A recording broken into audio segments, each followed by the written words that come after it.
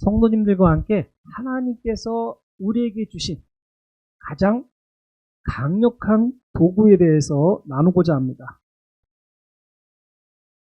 성도님들 중에는 법정 드라마나 영화를 보신 분이 계실 것입니다.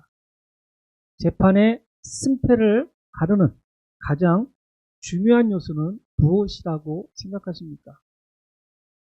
변호사의 화려한 변론이나 검사의 날카로운 논리가 중요한 순간이 있기는 합니다. 그러나 아무리 뛰어난 변론과 논리로 재판의 결과를 결정지을 수는 없습니다. 재판에서 가장 중요한 것은 바로 증인의 증언입니다. 증인은 높은 학벌이나 방대한 지식을 가질 필요가 없습니다.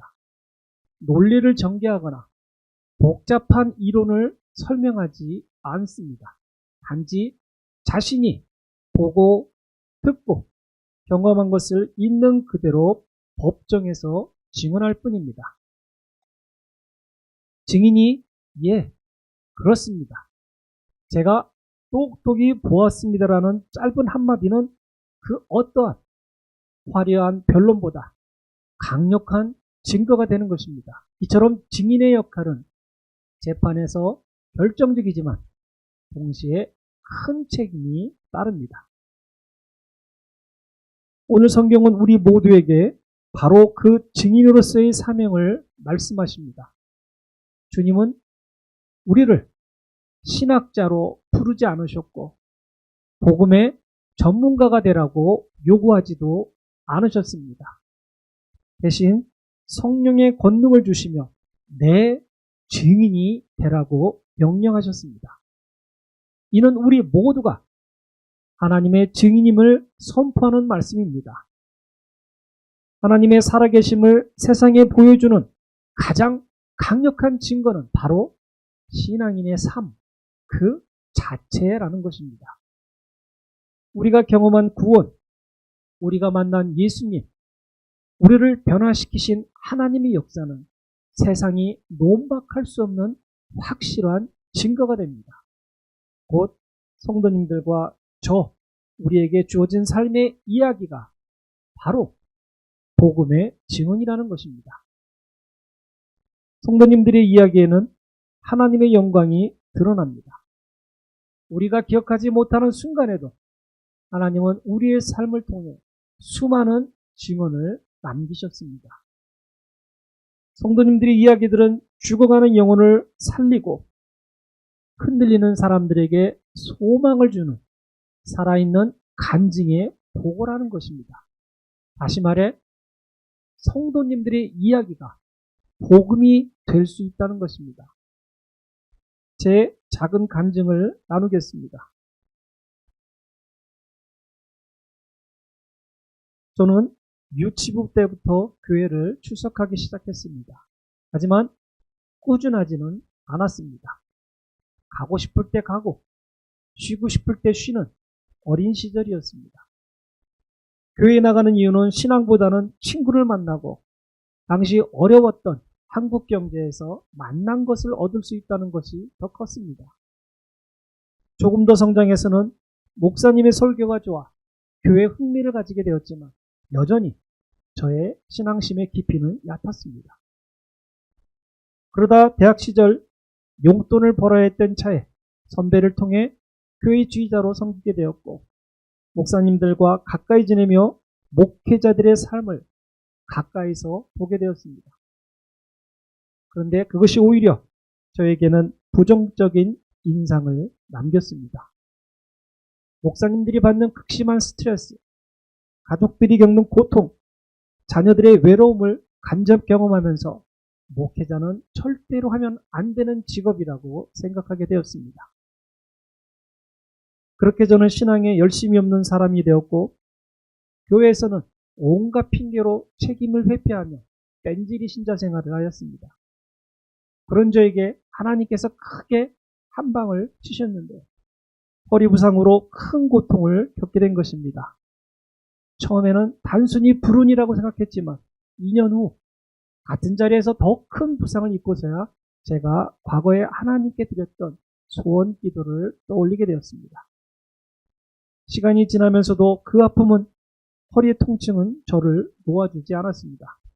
결국 너무 힘들어 뉴저지에서 캘리포니아로 이주하게 되었고, 그곳에서 마침내 하나님께서 성령 체험을 통해 저를 완전히 붙드셨습니다.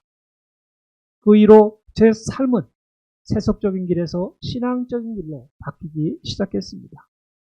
신학교에 들어가 목사 안수를 받았고, 결국 하나님께서는 저를 구세군 사관으로 부르셨습니다.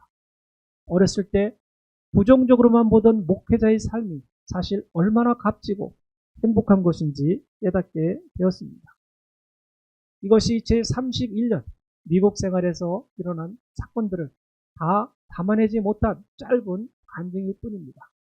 사실 이민자라면 누구나 책을 여러 권 쓸 만큼 풍성한 이야기를 가지고 있습니다. 그러나 간증은 이민 생활의 이야기보다 더 중요한 신앙생활 속에서 만난 하나님의 은혜를 나누는 것입니다. 성도님들도 마찬가지입니다. 각자의 삶에는 하나님이 행하신 은혜의 흔적이 가득하게 있습니다. 그런데 우리는 종종 간증하기를 주저합니다. 체면이 깎일까, 약점이 드러날까 두려워서 그렇습니다. 그러나 하나님은 우리 약점을 장점으로 바꾸시는 분입니다. 그렇게 예배 자리에서 짧게라도 간직이 나눠지기를 저는 소망합니다. 이때는 아무도 아멘을 안 합니다. 성도님들의 간증은 누군가에게는 충격과 같은 큰 울림이 될 수 있다는 것을 꼭 기억해 주시기 바랍니다. 오늘 본문은 우리에게 간증이 얼마나 중요한지 말씀하고 있습니다. 성도님들의 간증에는 세 가지 요소가 있어야 합니다. 이 세 가지 요소를 잘 이해하셔서 간증의 기회가 주어졌을 때 잘 활용해서 후배 신앙인들에게는 용기와 희망을, 선배 신앙인들과는 더 끈끈한 연결고리가 되기를 바랍니다.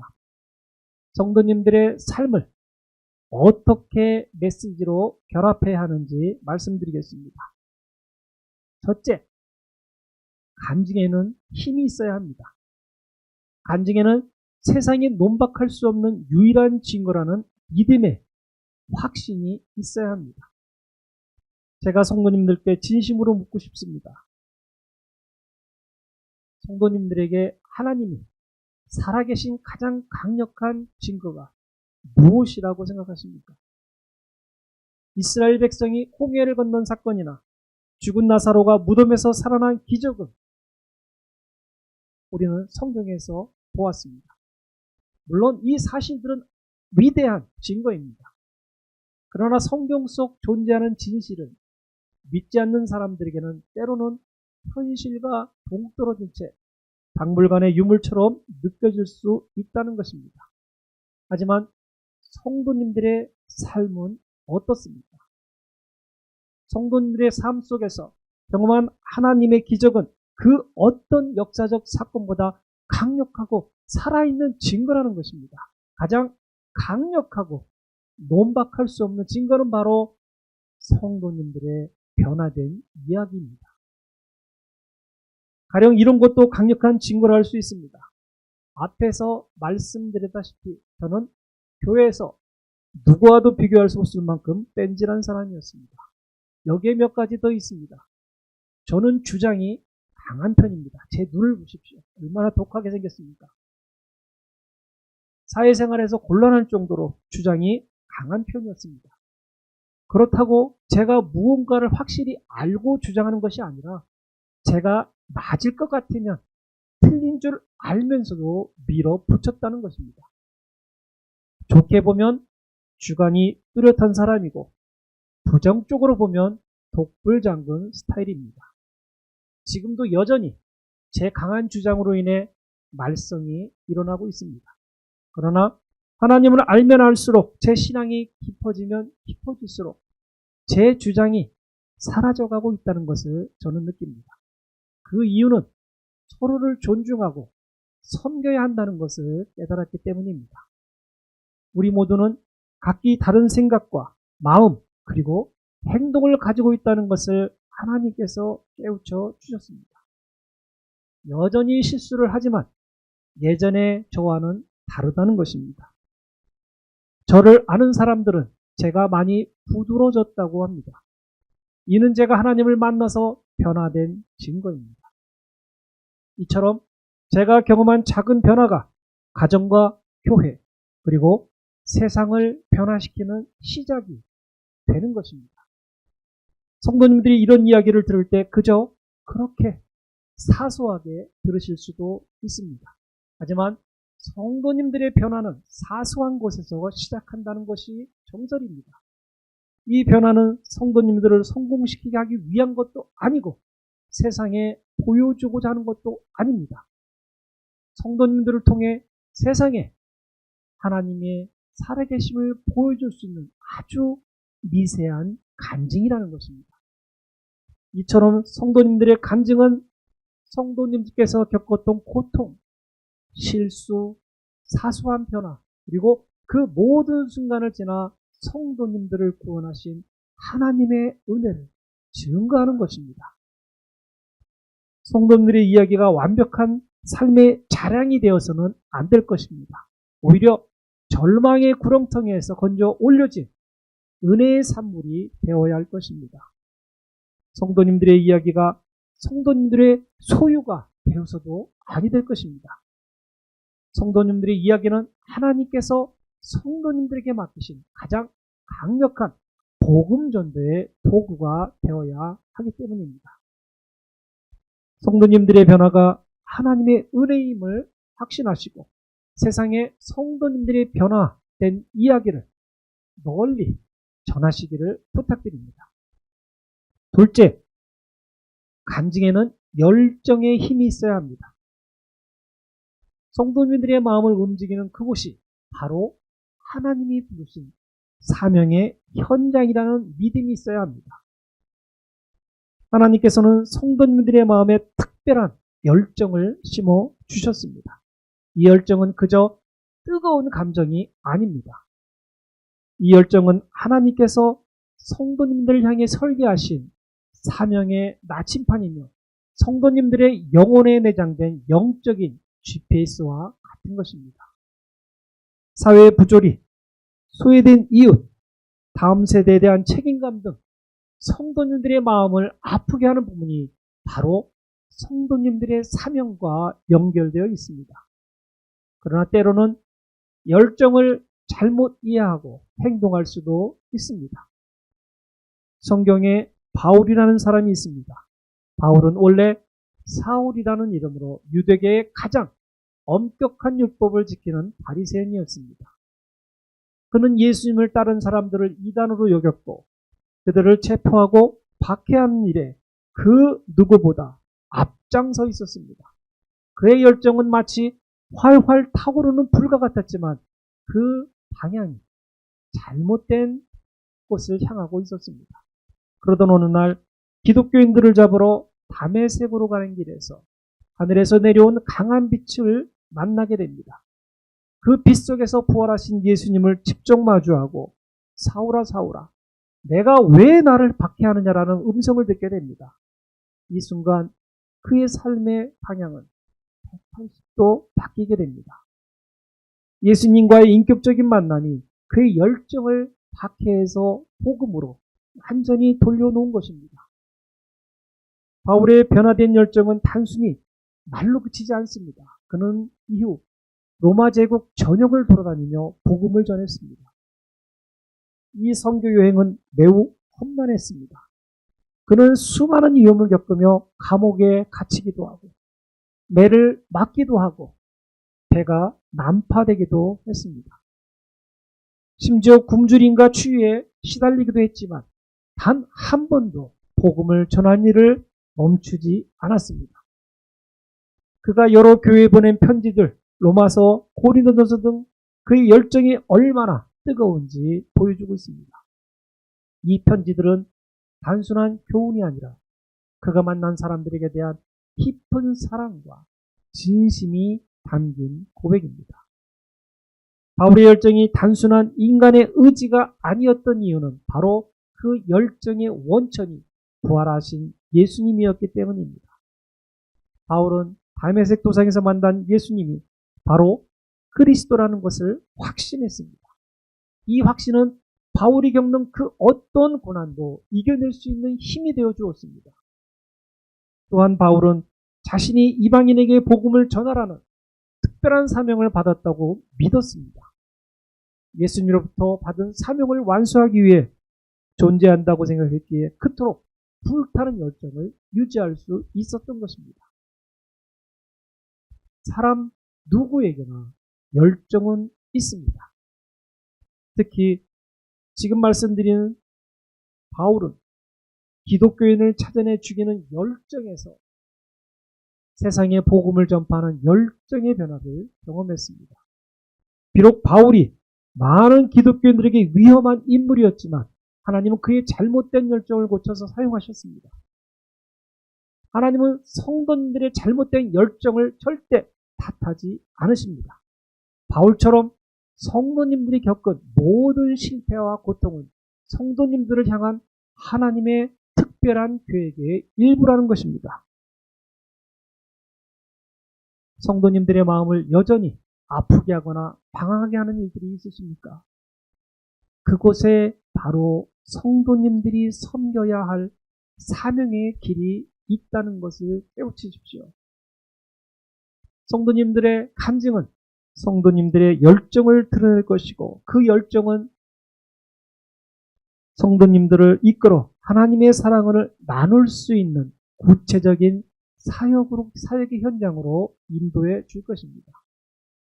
성도님들의 이야기를 숨기지 마시고 하나님께 성도님들의 아픔을 그대로 보여드리기를 바랍니다. 그리고 성도님들의 열정을 따라 세상 속에서 성도님들의 이야기로 꽃을 피워보실 수 있기를 바랍니다.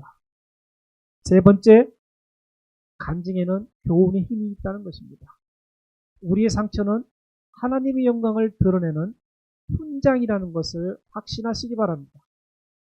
우리 모두는 살면서 크고 작은 상처를 입습니다. 마음의 상처든 육체의 상처든 우리는 본능적으로 그 아픔을 숨기고 싶어 합니다. 우리의 실패와 고통은 부끄러운 약점이라고 생각하며 감추기에 급급합니다. 그러나 하나님께서는 우리 아픔과 상처까지도 사용하신다는 것입니다. 성도님들이 역경을 통해 배운 삶의 교훈은 비슷한 어려움을 겪는 이들에게 가장 실제적인 조언과 위로가 되는 것입니다. 하나님은 성도님들의 아픔을 결코 낭비하지 않으신다는 것입니다. 세상에서 가장 위대한 종 중 한 명인 요셉이 있습니다. 그는 믿음의 길을 걸었지만 그가 겪은 고난은 상상 이상이었습니다. 요셉은 형들에게 배신당해 노예로 팔려가는 고통을 겪었고 보디발의 집에서 성실하게 일했음에도 불구하고 억울한 누명을 쓰고 감옥에 갇히는 절망적인 상황을 마주했습니다. 그에게 남은 것은 깊은 상처와 끝없는 좌절뿐인 것처럼 보였습니다. 하지만 요셉은 그 모든 고난의 시간을 통해 가장 위대한 교훈을 배웠습니다. 그것이 바로 사람이 아닌 하나님을 의지하는 법입니다. 형제들에 대한 분노와 보디발에 대한 원망 속에서도 그는 오직 하나님의 신실함만을 붙잡았습니다. 그의 마음속 상처는 골마 터지는 아픔이 아닌 하나님의 뜻을 헤아리는 깊은 영적 통찰력이 되었습니다. 그리고 훗날 요셉은 이집트의 총리가 되어 자신의 가족을 구원하고 이스라엘 민족 전체를 살리는 데 위대한 역할을 했습니다. 그는 자신의 상처를 부끄러워하지 않았다는 것입니다. 오히려 그 모든 고난을 통해 사람이 아닌 하나님이 자신을 이곳에 세우셨음을 다음과 같이 담대하게 고백합니다. 당신들은 나를 헤아려 하였으나 하나님은 그것을 손으로 바꾸사 오늘과 같이 많은 백성의 생명을 구원하게 하시려 하셨느니.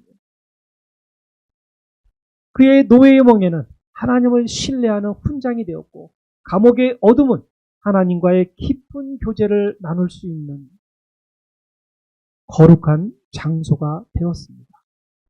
그의 상처는 하나님의 신실함을 증언하는 영광스러운 훈장이 된 것입니다. 성도님들의 상처는 당신이 무너진 증거가 아니라 신실하신 하나님으로 인해 다시 일어선 증거입니다. 성도님들의 아픔이 누군가에게 치유의 통로가 된다는 것입니다. 파산의 고통을 겪은 사람은 돈의 노예가 되지 않는 법을 배우고 그 경험을 통해 다른 이에게 진정한 재정 자유를 가르치는 사역자가 될 수 있습니다. 깊은 우울증을 겪었던 사람은 그 어둠의 터널을 통과하며 깨달은 하나님의 은혜로 고통받는 이들의 손을 잡는 상담자가 될 수 있습니다. 성도님들이 겪은 아픔은 성도님들의 부끄러운 각오가 아니라 성도님들의 사역을 증명하는 강력한 자격증이 될 것입니다. 오늘 이후로 성도님들의 이야기를 믿음의 형제들에게 자주 나누셨으면 좋겠습니다. 오늘 우리는 진정한 종의 마음이 어디에서 오는지, 그리고 우리의 삶이 하나님께 얼마나 귀하게 쓰임을 받을 수 있는지에 대해 나누어 봤습니다.